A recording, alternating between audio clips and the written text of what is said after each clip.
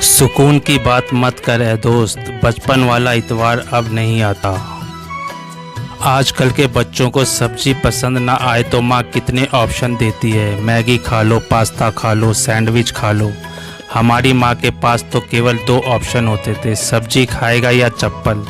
हम दोनों खा लेते थे, पहले चप्पल फिर सब्जी।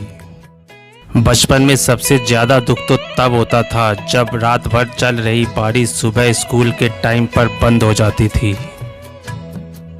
बचपन की वो अमीरी ना जाने कहाँ खो गई, वरना हमारे भी पानी में जहाज चला करते थे। बचपन में जब बुखार होता था तो डॉक्टर की एक ही बात अच्छी लगती थी कि 2 दिन नहाना मत और स्कूल मत जाना।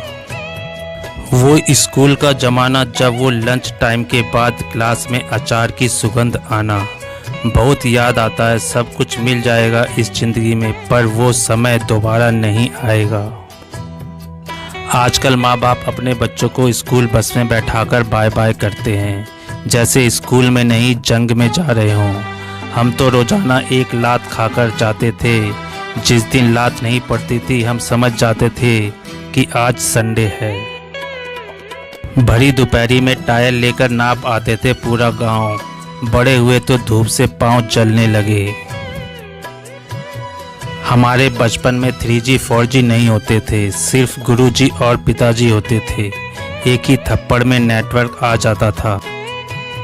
एक ज़माना था जब पड़ोसी भी परिवार का हिस्सा हुआ करते थे। आज तो एक ही परिवार में कई पड़ोसी बन गए हैं। किसी को लोन की फिक्र है तो कहीं हेल्थ टेस्ट का जिक्र है। कल जो प्यार के खत लिखते थे आज बीमे के फार्म भरने में लगे हैं।